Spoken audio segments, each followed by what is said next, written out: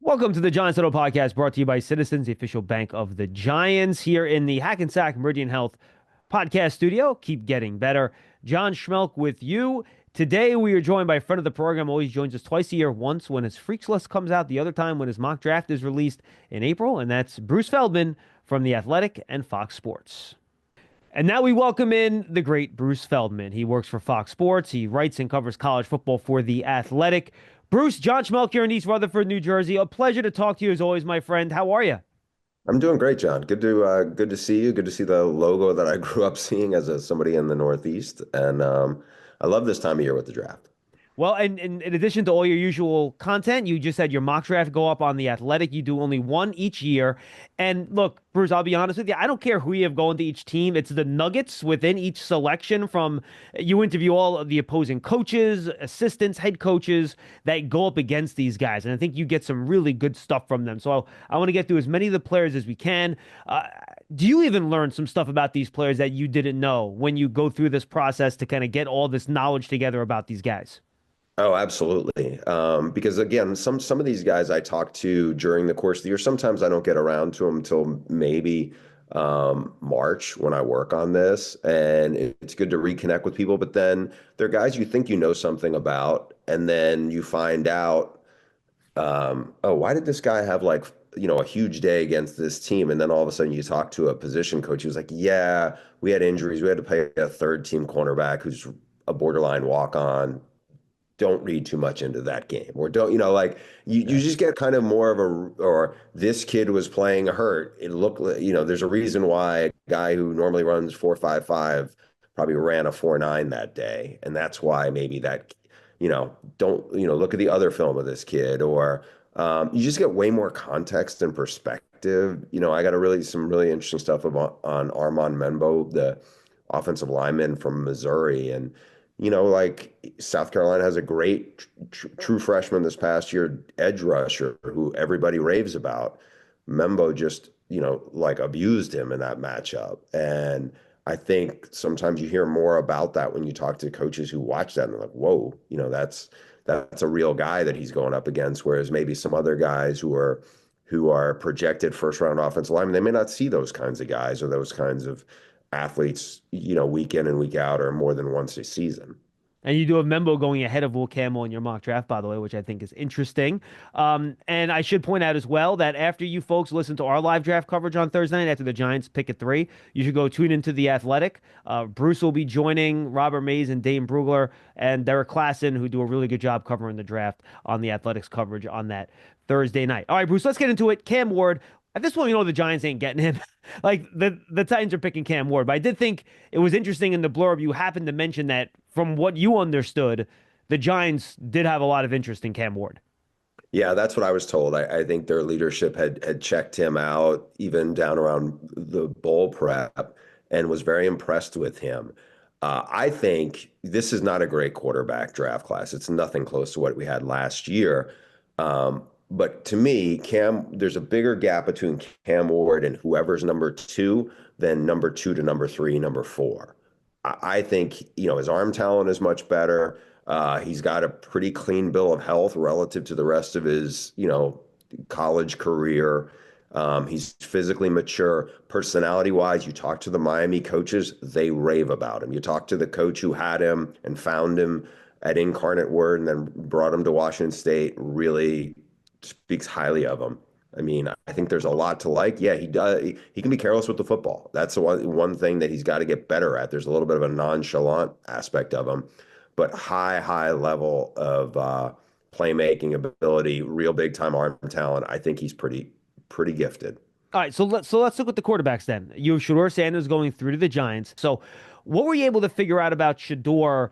Some of the guys I talked to faced Shador in 2023 also, and saw if you were a Pac-12 defensive coordinator, obviously the Pac-12 really doesn't exist in its form anymore, but you probably saw Caleb Williams, you probably faced Michael Penix, you probably faced Bo Nix, you Yeah. might have faced Jaden Daniels at his earlier stages at Arizona State, and you probably saw Shador because you saw a lot of it on crossover tape if you didn't face him directly. The stuff people like about him is he's very tough, he's very smart, he's accurate, and he throws well on the run. The things you get a little skittish on is he holds the ball way too long. Now, in fairness to him, he had a terrible offensive line. The other part of it is he did have some gifted receivers, but they had no running game. It was a weird offense for people to look at and to kind of make sense of. I think the part that you have to be leery of is Caleb Williams would do this sometimes too, quite a bit, where he would buy time, extend plays off his athleticism and elusiveness, and then make a wow throw and complete it. And stuff, honestly, that was eye-popping for scouts to see, but you wondered he may not get away with that in the NFL. And you're seeing Caleb struggle with that with the Bears last year. Caleb's a better athlete than Shador is. Caleb's probably a 4.55, 4.6 guy. Shador's probably 4.7, 4.8 guy. And I think there's a lot of things where you look at and go, all right, if he can operate and we can develop him, there's things that we're intrigued by.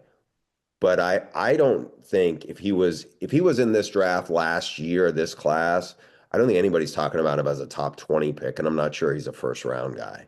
I think it's just the lack of quarterbacks that are coming out. There's Cam Ward, and then you're scrambling to find the next guy.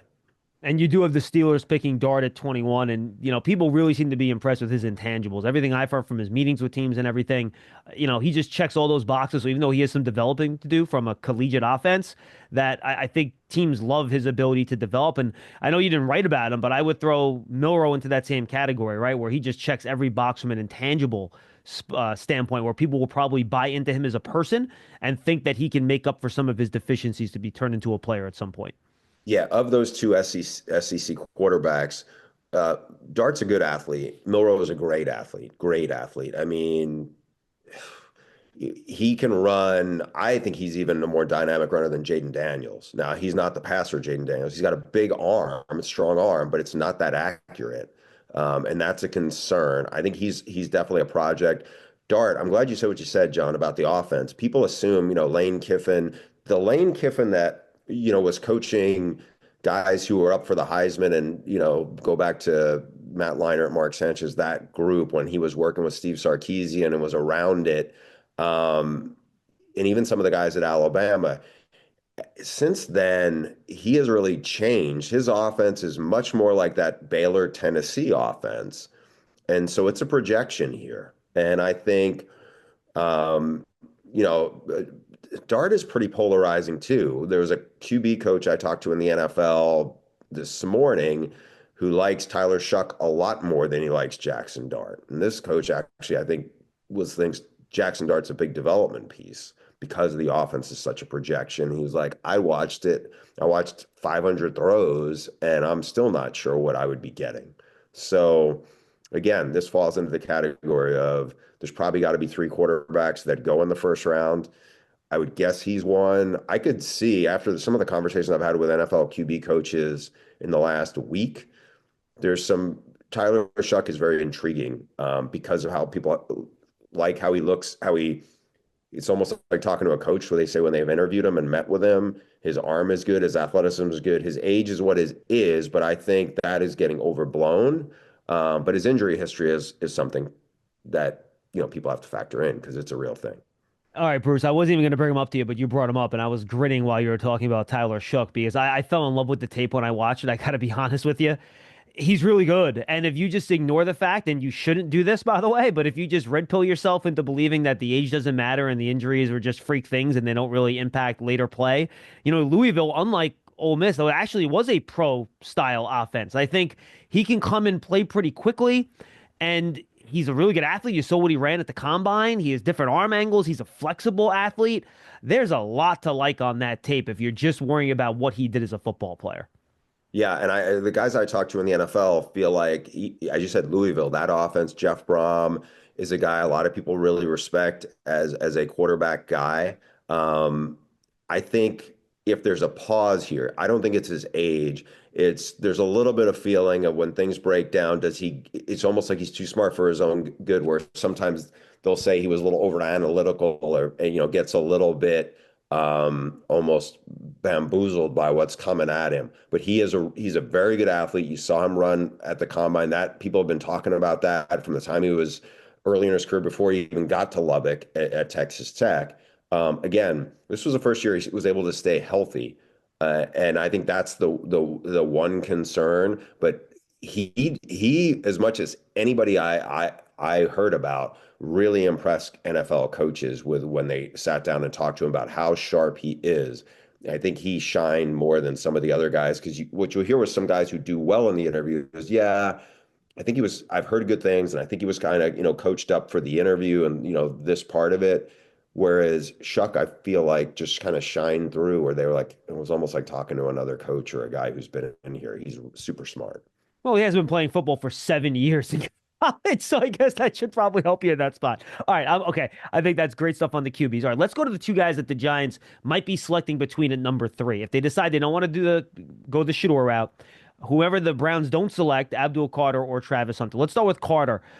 You mentioned some of the stuff he did in the offseason in terms of some of the freaks testing. We talked to you about that. We did the Freaks List interview back in August. You think he's around like 250? Is that what his playing weight you I think was, do. Bruce? Yeah, John, I would say this, and I feel like we might have talked about this, on when we talked about the freaks list in the past on your show, but I've been doing that for 20 years. If you pin me down and said, what school do you put the most stock in when they give you numbers? It's actually Penn State Oh, wow. Okay. because the track record of guys, Saquon, Mike Gesicki, uh, Owe, Chop Robinson, they've had a bunch of them, and those guys end up shining at the combine. There's just a lot of dudes who have been that way. It's not to say every single guy has exceeded what I was told they did the previous year, but it's a real thing. And like all the coaches I've talked to, because I have another story that'll go up, and this is from like the NFL coaches side of it. The guys who faced him in college raved about his get off and how fast he is, and sudden. And I'm hearing it also from NFL position coaches who just think he's different than this is a really good D line class, not just edge guys, but also interior guys. Um, he is the headliner of the group though. And I thought it was interesting. A lot of people see Micah Parsons, and I get why, right? Same helmet, same number, really athletic player that comes off the edge. But the comparison you got was Von Miller, which is should be eye-opening, I think, because I don't think an NFL coach or a college coach would flippantly compare somebody to Von Miller. Yeah, it was a guy who coached in the NFL who is now a Big Ten assistant, and he explained the stuff that Micah Parsons really wins at and is really good at. I don't see that's not that's not what Abdul Carter's been doing. He said, but in terms of being like really bendy and like rare like that, like Von Miller is, he goes, that's who I see. Von Miller was like a real track guy in high school. Abdul Carter runs like that. But there is some physicality to him. There's a speed rusher who probably will go late in the first round. Uh, James Pierce from Tennessee, who ran 4.47 at the combine at 245 pounds. He's more one-dimensional speed rusher guy. There's legit some character concerns and maturity concerns with him. Um, Carter Carter is more than one dimensional. I mean, he's got that club in his bag, but there's a lot more to him. No, absolutely. I'm with you. Were there any besides the injuries, red flags or yellow flags that people raised up that teams should be thinking about if they decide to take Carter like in the top three? No, I think you just got to know that he's really played 1 year as an edge rusher. He was an off-ball linebacker before that. So if you watch him, like my crew was for Fox, we were at the West Virginia Penn State. It was a season opener, and West Virginia has a really good offensive tackle who might probably slide in as a guard, Wyatt Milam, but he's a Yep. really, really good football player. I would argue he's probably, I don't know if he's as good enough to be a first round player, but he was like an all-American caliber guy. His arm length isn't ideal. He did a really good job against Abdul Carter when they were matched up. But when you watched Abdul Carter over the rest of the season, he kept getting better and better and better. Even when he was like a little gimpy and late in the playoff, he went off when he was injured. He still played really well. again, I think he's going to be a terrific NFL football player. The Giants Huddle podcast is brought to you by Citizens, the official bank of the Giants. From game day celebrations to your everyday financial needs, Big Blue fans can get the most out of every moment with Citizens. Learn more at citizensbank.com/Giants. Huddle up, get in here. If you're lined up here, you gotta go over the middle with it to score. Right. How do we make that happen? I don't know, but Citizens does. Make sense of your money with Citizens, official bank of Eli Manning. All right, let's go to Travis Hunter. And, he's a really interesting player. I think better cornerback now than wide receiver. I think that was something that was mimicked to you and said to you by a bunch of coaches as well. And really, the change of direction of the ball skills were the traits that jumped out to the guys that evaluated him, right? Yeah, I think the thing that I would get back is it's harder to find what he is as a cornerback than it is what he is as a receiver. He's a really, really good receiver. He's a great cornerback potentially. He can make difference making plays because his ball skills are elite. His as a receiver, his ability to track a ball also elite. His ability to burst and make plays, there's zero stiffness to him. It's like he's like a cat in terms of you dropped him off a building. He's going to land on his feet and be ready to pounce. He's a rare athlete. The line I would go back to the defense coordinator at Colorado, Robert Livingston, who spent a dozen years in the NFL, mostly for the Bengals as a scout, but then became their safeties coach. I said, what do you think he would run if he ran? And we knew he probably was going to run at the combine. He said, I would guess he's probably 4.40, maybe 4.38. He said, but if you lined up and gathered all the fastest guys who were going to be at the combine, had a race, I'm betting on Travis. Um, he's really special. I think he wants to be a receiver more than cornerback right now. That's going to be interesting how it unfolds over time. One of the coaches I talked to as an offensive coordinator said when you watched him at pro day the other day, it's like some of the routes and some of the stuff he's doing, that's not going to work in the NFL. This is not seven Yeah. on seven football. And so I think that's not all in his game. He's got other stuff to him, but it's going to be interesting to see the direction it plays. But like I said, I think he's the best athlete in the draft. I think I think he will be a star. I'm just curious how his path plays out, how much receiver, how much cornerback, where does he settle if he ends up settling in one side of it. You mentioned you have a story coming up where you're talking to NFL coaches. Have you talked to anyone that's in the NFL about how they would try to handle him playing both sides, how quickly you ease him into one end, how you manage the meetings which are happening simultaneously, and just how you would go about that process to try to maximize his impact on the next level? I haven't. I did talk to like one offensive coordinator who thought he was just better as a DB and said there's a Mm. lot I think you'd really do have to work on. Like some of the stuff I see that he does, did at pro day is like, I got Jalen Ramsey over you. How are you going to win? You're not going to be able to do that. And so I think there's like, real questions in terms of that not like people doubt him. I think people like him a lot in the NFL. It's just an interesting conversation and probably ongoing conversations that are going to be had. You have Mason Graham going fifth, Kenneth Grant, his teammate, going 30th. Two very different sized players. I know I thought it was interesting that you think Mason Graham probably plays a lot heavier than when he weighed in at the combine. And I think he's a really safe player, but you don't know how many teams thinks how much upside he necessarily has, which is almost a little bit of the opposite for Grant, right? Do you think people think his best football is ahead of him? Yeah, Grant was this guy who was a three-star recruit out of Indiana, and Jim Harbaugh was wowed by him when he showed up. He was almost 360 pounds and ran like a sub 50 40. And talking to like I know a lot of the Michigan guys, they're like the stuff that you would see at practice would wow you. I mean, he was probably 340 plus at times, and he would run down fast guys. He did it against Penn State. Katron Allen will be in the draft next year. Really good all-around running back. He ran down Katron Allen, I want to say 20 yards downfield. Wow. Like the best comparison, it's probably an unfair one to make, is some Dexter Lawrence in there. He's got length, he's explosive.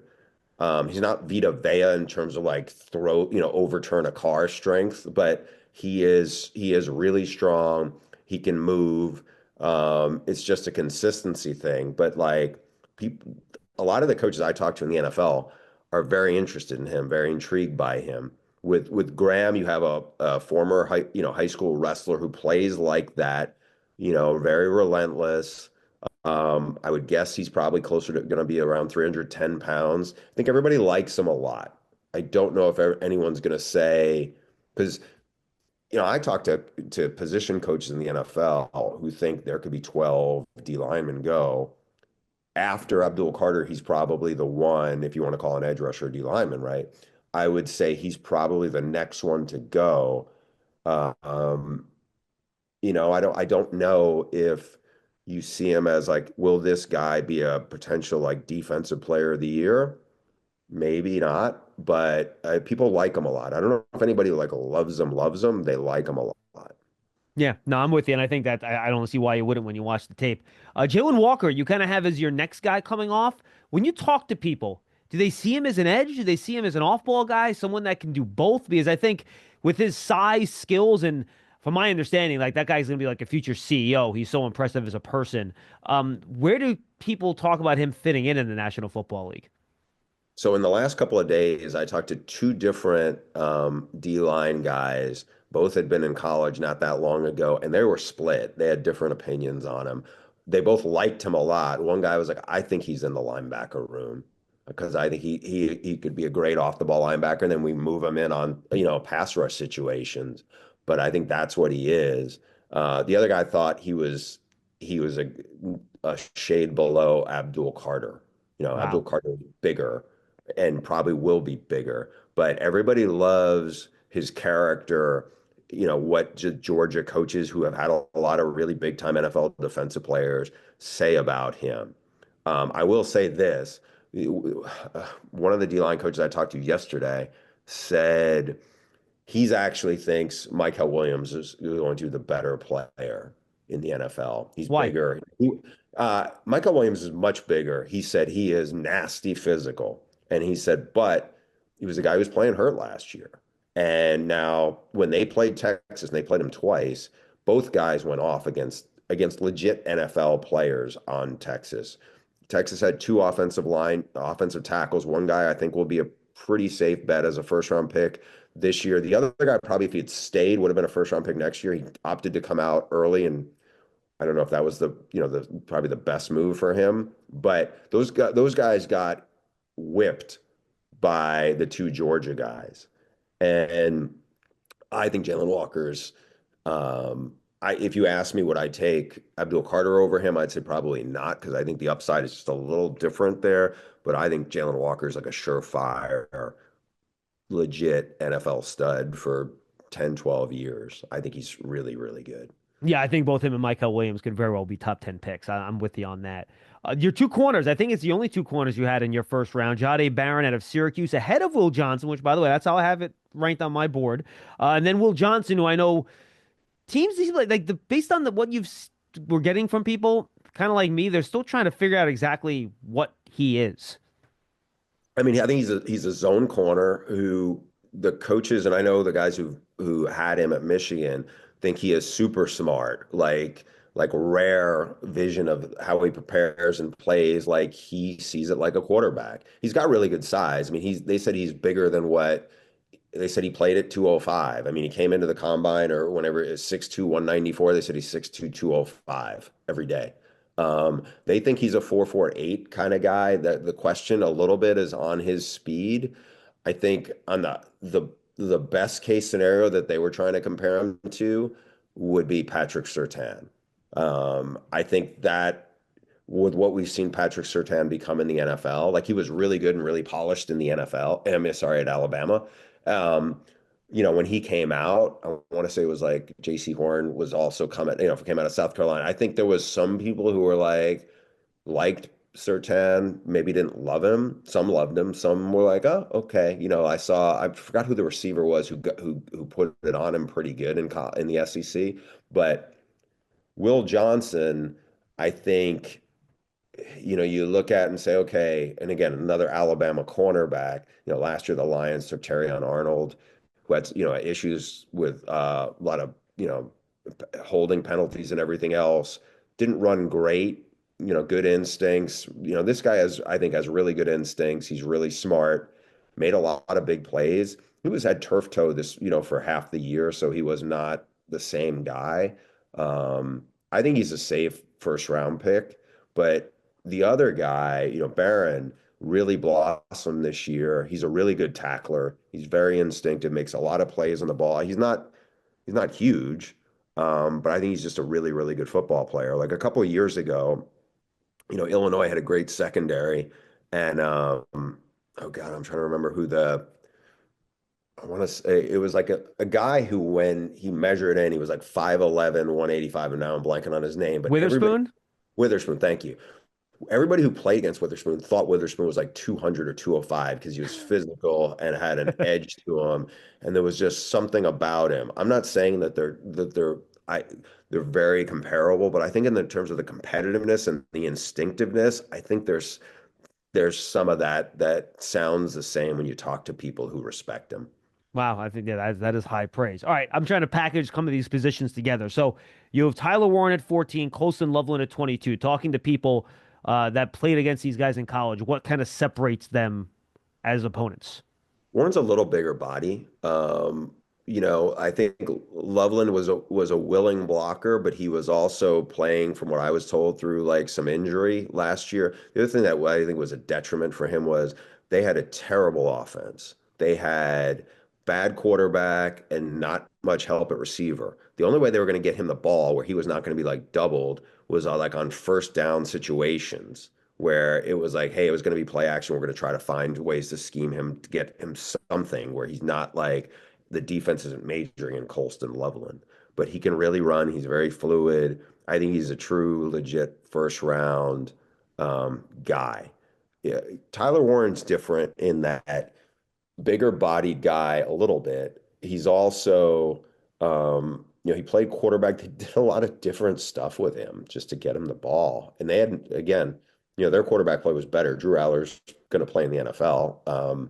Their receiver play was not great at all. And they were a better offense, but they found so many different creative ways to get it. I think he is still developing. As good as he was, I think for a bunch of people who looked at him this time last year, thought Loveland is the better prospect. And then I think for some, it definitely flipped. Not a knock on Loveland. I think it's just how far Tyler Yeah. Warren came. And I just think I think there's just, again, I don't want to call him, Kelsey, because Kelsey is such a gifted athlete when things, make stuff happen.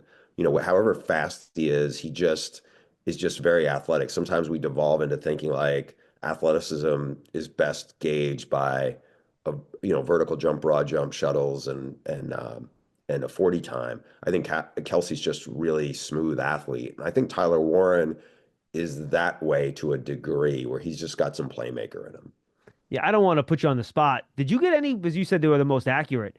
We haven't seen any testing on Tyler Warren. Have you gotten any inkling from Penn State, like what he runs and what some of his athletic metrics are? I think they think he's in the 4.6s, somewhere like that. I think they think he's a good athlete. Again, I don't think he's going to be somebody like Elijah Arroyo from Miami. I think he is more of a runs like a wide receiver Yeah. guy. Now, he's got good size, and he has, we were talking about Shuck before with the injury history. This is the first year Elijah Arroyo was kind of cut loose and able to go. And I think he will be a steal for somebody if he doesn't go in the first 25 picks, because I think he's a playmaker as long as he stays healthy. I'm with you. I love that you had Derek Harmon in your top 20. He has some Byron, I'm not Byron Murphy. Who was the Murphy out of Texas last year, the defensive tackle?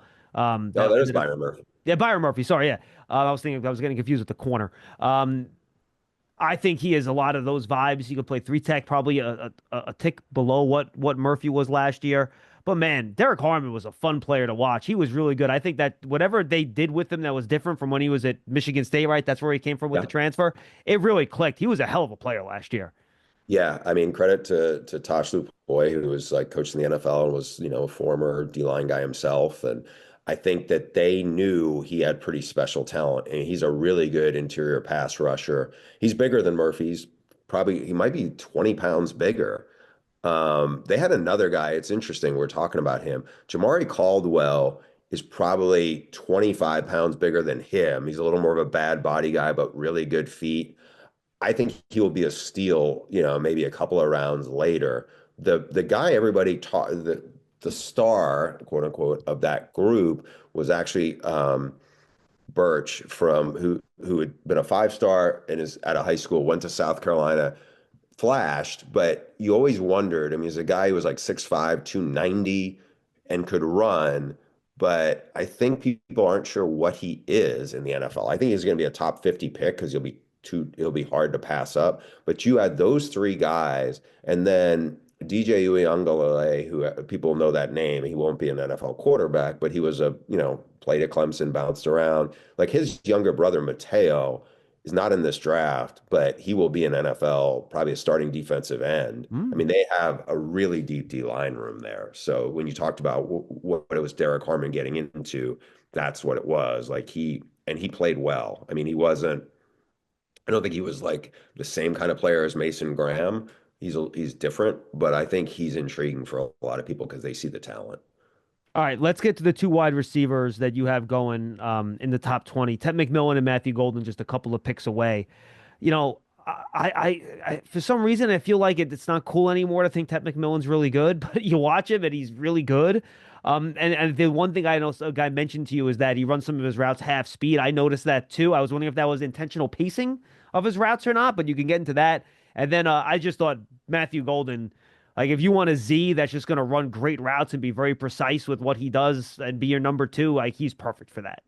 Yeah, and to Golden, talking to coaches at Texas, they felt like he probably matured and went from being, the book on him was he was an okay practice player when he was at Houston, and I guess in the like a little bit after he got to Texas, the light came on and he became a great practice player. His speed, some of the coaches I talked to, at least one DB coach was like, I didn't think he was a 4.29 guy. I thought he was a I agree. low 4 guy, but he was like, if he ran it, that's what he is. He's a really good route runner. He's a really good football player. Tedero McMillan was a huge high school recruit because he was just this guy who would dominate in 7-on-7. He's 6'4", he's 220. He has the best ball skills to come out of college in a while. I don't know who would be in the running with him. Maybe Travis Hunter, right? Yeah, but this guy is different. Travis Hunter has great ball skills. This guy wow. By the way, speaking of Travis Hunter, one of the touchdowns he gave up, and he didn't give up a lot in college. Go find the film from 2023 where T-Mac got him. There's some stuff where he almost seems unguardable at times. Jed Fish, who is now the University of Washington head coach who recruited him to Arizona, he spent a long time in the NFL. He was around a lot of great athletes. He said McMillan is the best athlete he's ever seen. His hand-eye coordination is the best he's ever been around. I think, because he has a real high-level volleyball background, he played basketball, but volleyball especially, that's what McMillan told me he attributes to his ability to go up and catch footballs and his timing. And I think some of those things are just really rare. I can see why he's polarizing. Like you said in the piece that I wrote on The Athletic, one of the things came up was one of the coaches was like, I watched him on film and it does, like, why is he being lazy? He goes, but he never came off the field. And he was their whole offense. Like Noah Fafita is his best friend. That's the quarterback. He's had him since he was 8th grade. That was his go-to guy whenever. And so I think everybody knew if you were going to stop Arizona, you had to try to deal with him.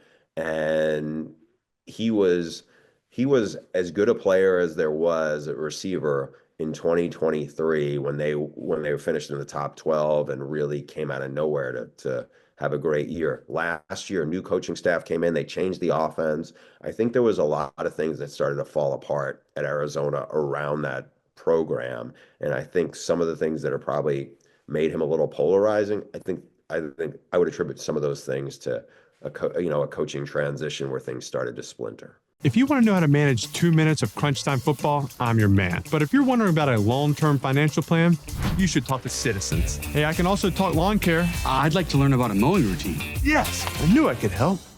Make sense of your money with Citizens. Yeah, and I think what impressed me about him, at his size, his ability to run after the catch. You don't have many 6'4", 220-pound guys, Bruce, as you know, that can catch, turn into a runner, and be dangerous with the ball in his hands. But he actually is really good at that for a guy his size.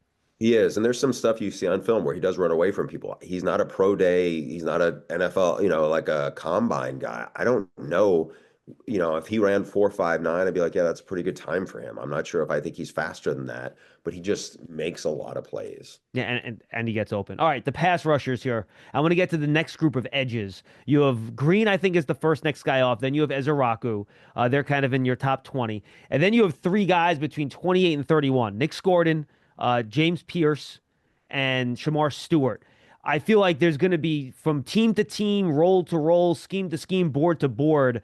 Those five guys might move around a little bit based on their size, red flags, which are different for some of those guys.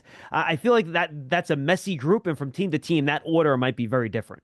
You're right. There's some guys who are not on probably people's boards. I mean, Mike Green, who started his career at Virginia and then went to Marshall, he's a really, really good football player. If it wasn't questions about the character and some of the legal history, I think he would be the top guy of that group. You watch him on film, you hear what people say about him. Charles Huff, who is now the head coach at Southern Miss, was the coach at Marshall. He had come from Alabama where he was an assistant. He told me before the start of the year, because Mike Green was a freaks list guy for me. He said, um, he reminds me a lot of Will Anderson. I don't know if he's quite as strong as Will, but he's probably more explosive. And Will Anderson's turned out to be a hell of an NFL player already.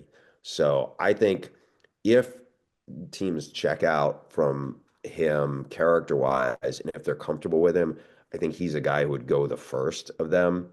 As Araku is the most polished rusher in terms of what he can do, moves wise, brings a lot to the table.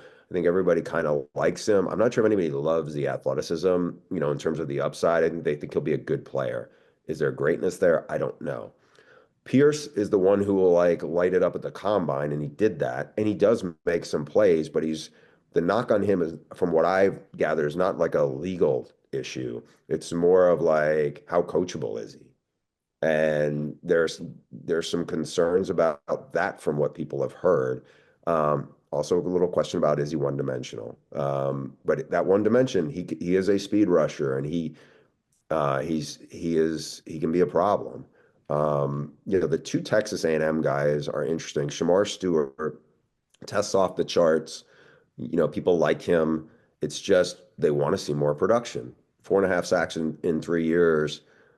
It's just a head scratcher. There's talent there. It's just, can you get at him? Like he had good coaches in college.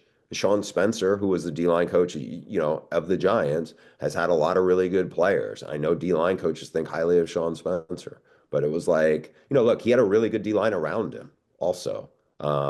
He might not be the best Shamar out of that D-line room, to be honest. Shamar Turner is an inside guy from A&M who might turn out to be, they're different players, but probably would not be surprised if he turned out to be a better NFL player. Scorton is very interesting. He led the Big Ten in sacks when he was at Purdue.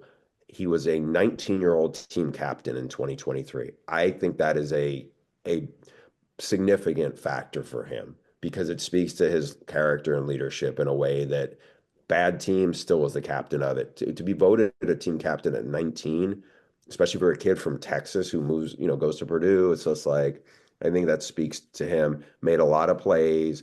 He got big. He was 285 pounds last year. He made some plays, and then he got down, lost almost 30 pounds for his pro day. He's pretty polished. I think he has good body control. He's not as twitchy as Stewart tested, but I think he's going to be a really good NFL football player. It's just like, how are they going to play him? And I think it depends on what the team is. But I think there's a lot of versatility there.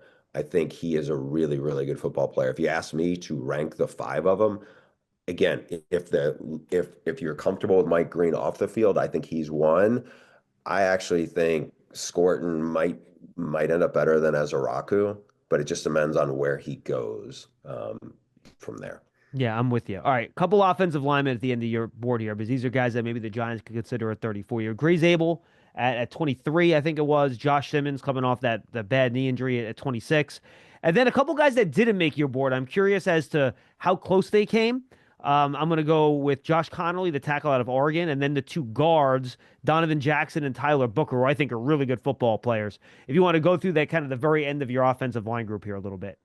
Yeah, I think Booker is a first round talent as a guard. He is, he can really anchor. He's very smart. I I could see somebody like I think he's a really safe pick. Donovan Jackson, I think, is a safe pick too. Now he's more versatile position wise. He played some left tackle and didn't play bad at it. He's athletic. He's very, very smart. I think he's probably best at guard, but I think he probably could play some right tackle if you needed him to. The two Joshes, they're different in this regard. Josh Connolly was a huge recruit coming out of high school, went to Oregon, looks the part, good player. I don't know. I think Josh Simmons has more upside. Josh Simmons wasn't I the agree with that. bigger recruit, started out at San Diego State and then went in the portal. And the Cardinals offensive line coach now, Justin Fry, had been at UCLA, and then he went to and he had seen Josh Simmons. They tried to recruit him coming out of high school. He got him at Ohio State. I mean, if he was healthy, because I think he was pretty raw, but he got a lot better this year before he got hurt in the Oregon game, ironically enough. He's a guy that they told me they think he'd run in the high 4.8s and he'd probably vertical jump 35, 36 inches. He's a Wow. really good athlete who probably, if he was not hurt for the second half of the season and was able to go on that playoff run that they went on, might be a top 15 pick. Um, Gray Zabel from the coaches I talked to in that league, they think he's a good player and he's a really good athlete and obviously had a good week at the Senior Bowl. Um, some of the coaches that I talked to, at least one particular, felt like a couple of the guys who came out of the Missouri Valley, Spencer Brown being one, Cody Mock another one, like they thought those guys are a little better than him, but they think he's a really good player and he's versatile. I feel like I'm missing one. I don't know if it's No, Kelvin. no, I think you hit them all. You got them. Okay. Yeah, I was gonna ask you about Kelvin Banks. Do people see him as a guard or a tackle? Some of the people I talk to think is a tackle. They, to his credit, he played really well early in his career when he played against Dallas Turner, who was an explosive edge guy, but also against Will Anderson early in his career. And they said that speaks to like his character, his maturity, his preparation. They think he's really good. I mean, I don't know how much. One of the coaches I talked to at Texas brought this up. He's like, he's playing with a lot on his mind. His mom was battling health issues all year, got really sick. People really like him, both the coaches who played him and also the coaches who I talked to. I know at Texas. Again, I think of the two Texas tackles, he's the much more mature, much more finished product. If he went in the in the top 20, I wouldn't be totally surprised. Yeah, and then Emeka Egbuka is number 32 on your list. Very safe player. Everyone was just raving about what a high floor player is. I'm with you on that. Like to get your take on him. And then two receivers. Well, one receiver that didn't make your list was Luther Burden. Wondering what you heard about him from opponents. And then if there was any other wide receiver that came close to making the cut in your first round. Um, Ibuka's like I had to have him in the first. Like if he's still there at 32, whoever gets him hits the jackpot. I think he's one of the best receivers who's come out of Ohio State. Like he's super smart. He's a little bigger than people assume. He was like 5'11", 190. No, he's bigger than that. He's not I as big think he as can play outside, Bruce. I don't think he's necessarily a slot only guy. he could play anywhere. I mean, he's a little fat. He's everything plus. He's a little faster than people tend to think. He's a little bigger than people tend to think. He's really smart. I mean, Ryan Day had told us when he was a freshman, he thought he was like the smartest, savviest football player they had in the program at the time. And you think of the guy, and he's really productive. Now, if he got overshadowed, it's because the guy who would have been the number one pick in the draft if he was eligible to come out, Jeremiah Smith, has to stay in college for 2 more years. Jeremiah Smith is like almost 6'4", 230 and can run like the wind.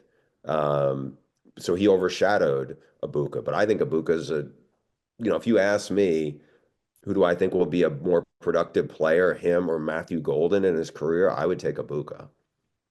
Very good. And then how come Burden didn't make your list and any other wide receiver come close? Yeah, Burden gets compared a lot and did in college to Debo Samuel. He's not, Debo is like more physical. Like Burden's really good with the ball in his hands after it. I don't think he's quite as polished, but he's a really good football player. Um, in terms of I'm sorry, what was the second one you just asked me? If there are any other wide receivers that came close to cracking. I think Jalen Noel from Iowa State is a tremendous football player. He's super physical. One Big Ten defensive backs coach compared him to Hines Ward. He said he's really physical, really nasty. Both Iowa State receivers are really good. They're very different, but this one they were like, I think he is a guy who will be a really good NFL player. He's explosive. He's just short. He's 5'10-ish, 190 pounds, looks like a running back. From everything I've heard, I would buy his stock. I'm with you. How about Walter Nolan? Why didn't he make it into your top 32? He fits into a little of the category of boomer bust. He's very explosive. I think there's some things, a little bit of concern about how will he fit. Um, I think he will be gone in the top 35, but I don't, he might be the most explosive interior guy in the draft. I just think there's some things that people are a little bit concerned with. And again, I don't think it's like character legal issue stuff. It's just like some other things that, depending on who you talk to, you're like, I could see him being really good and he'll make some wow plays, but then there's the consistency issues that I think is something that gives people a little bit of pause. All right, Bruce, finally, you did 32 players here. You obviously know a whole lot more about a lot of the other guys coming out here, given your breadth of knowledge of college football. Who are some other guys that either didn't make your list or you just like that you talk to people about that you think fans should know about heading into the 2025 draft? Good question. I have to think about that because I'm like so wired into who was the first part of that. I think there's a handful of guys where you'll say, okay, I don't know where this guy goes. Um, if I start looking and like, okay, where do people think this guy's going to go? Like Ohio State had a middle linebacker, Cody Simon, who I think is probably a fourth, fifth round guy. I think he's better than that, where he's a good athlete, not a great athlete, but a good athlete. James Laurinaitis was his position coach at Ohio State. You can't shut him up about Cody Simon. He loves him character-wise, leadership-wise, playmaker, really came on. I think he's an outstanding football player.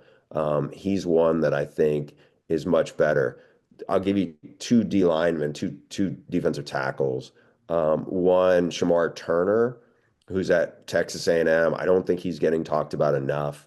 He's a very disruptive guy. And the other one is Sanders at TJ Sanders at South Carolina. He's an explosive athlete. I'm surprised he's not getting discussed more as a top 40 kind of guy. Like he can really move and people really liked what they saw potentially of him. So I think those guys, because it's such a deep D line group, Yeah. I would put them high up there on that. All right, and then my final question. I only like this ask this question to everyone just because it's such a deep group and there are so many good players and everyone has a different favorite, and that's running back in this draft class. It is a great class. I've gone through 16 guys and there's still like another five or six I want to watch that I think are going to be really good. Who's your favorite non-Ashton Genty, Amarian Hampton, Quinshawn Junkins running back from this class? I think it's Travion Henderson. He was great when he first got to Ohio State, then had some injuries, was a little nicked up. I think he's definitely seemed like he's grown up a lot there and matured. He is the most explosive of the backs. I mean, he can make wild plays. He's a good receiver. Like, it wouldn't shock me if he was a guy who went to Pro Bowls, whether Wow. he goes in the second round. I wouldn't be shocked if somebody jumped into, like jumped up for him in the first round because his playmaking skills. Um, Again, I don't want to compare. Like he's different a little bit than Jahmyr Gibbs, but there's some wow like that where I think he's the 1-2 punch with another bigger back where he makes a lot of great wow plays. To me, he's the one who's a little different. Caleb Johnson from Iowa is similar to Omari and Hampton, but my guess is the price on him will be like 30 picks lower because he didn't run 4.46 or whatever Hampton did. But I think he's got some nastiness to him, and I think I think he'll be a really good running back. But Travion Henderson has superstar potential in him, where I don't know if I would say that about some of the other guys in there. All right, Bruce, we're recording this Wednesday. It's going to go up next Monday. So tell the folks anything besides the great mock draft you have on The Athletic that you have coming out that they should keep their eyes on. Yeah, the piece I'm working on now is really talking to a lot of position coaches in the NFL about what they're getting, what their impressions of guys, because sometimes the position coaches aren't necessarily the ones who get to stock their room. It's usually a GM or head coach has more say so than they do.